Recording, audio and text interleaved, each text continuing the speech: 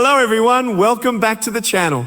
Today we are diving into one of the most important topics of our time, the war between Russia and Ukraine, and why many analysts believe that Russia has already lost this war as of October 1, 2025. This may sound surprising to some, especially considering how the conflict began and the sheer size of Russia's military compared to Ukraine's. But when we look deeper into the details, the evidence becomes clear. The losses are not just on the battlefield, they are in politics, in economics, in diplomacy, and even within Russia's own society. To understand this properly, let's carefully explore how the war has unfolded and why the outcome is already seen as a defeat for Moscow, even though fighting still continues. When we look at Russia from the outside, what we might call the exterior, the image it wanted to project at the beginning of this war was one of dominance, fear, and control. The Kremlin wanted to show the world that it could crush Ukraine quickly, prevent NATO from expanding further, and reassert itself as a global power. But after more than 3 years of fighting, what the world sees on the outside is a weakened state. Its economy has shrunk under sanction. Its military image has been shattered by failures, and its global reputation is at one of its lowest points in history. Countries that once leaned on Russia for energy or political support have distanced themselves. Europe, once dependent on Russian gas, has built new energy routes and alliances.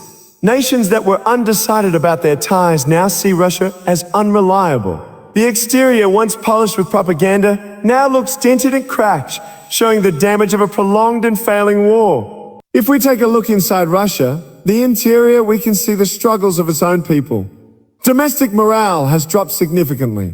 Ordinary citizens live under strict controls, facing censorship and propaganda, but even with all that, the effects of war are impossible to hide.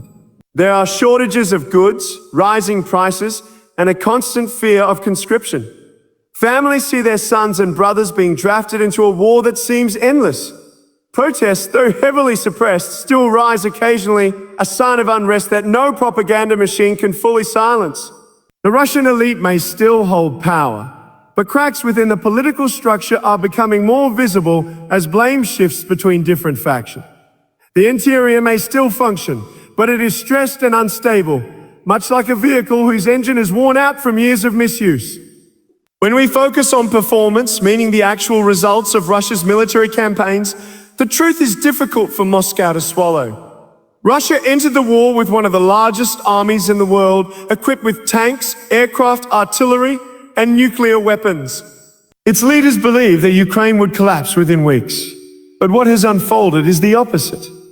Ukraine has not only survived, but has pushed back effectively, retaking territories, destroying high-value Russian targets, and adapting quickly with Western support. Russia's military has shown deep weaknesses, outdated strategies, corruption that left equipment in poor condition, and logistics that failed to support its troops.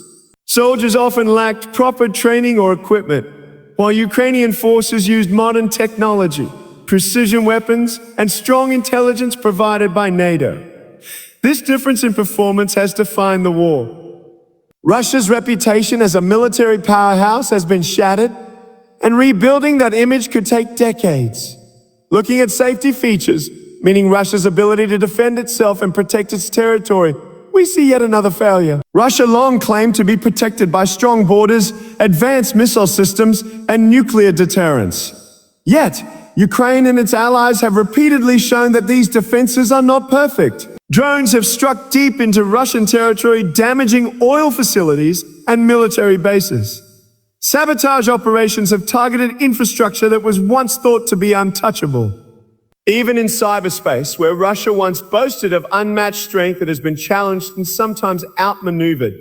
What we see is that Russia's so-called shield is full of holes. Its safety measures are not enough to stop modern warfare tactics, and the world has noticed. This undermines the very foundation of its claim to being a secure and powerful state. When we think about unique selling points, Russia once had several. Its vast reserves of oil and gas gave it huge influence, especially over Europe. Its military power was seen as a deterrent that could shape political outcomes. Its position on the United Nations Security Council gave it a voice in global decisions. But those selling points are no longer what they used to be. Europe has dramatically reduced its dependence on Russian energy, finding alternative suppliers and investing heavily in renewables.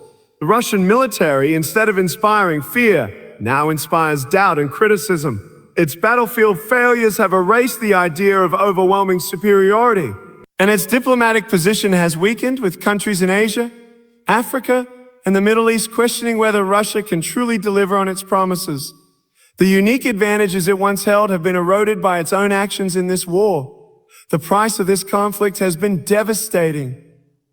Financially, Russia has lost trillions in potential growth. Sanctions have cut off industries, foreign investment has dried up, and technology access is heavily restricted. Millions of Russians face poverty, inflation has eaten into wages, and businesses have collapsed. On the human level, the casualties are staggering. Hundreds of thousands of soldiers have been killed or injured, leaving families broken and communities scarred. A generation of young men is being drained in a war that brings no clear victory.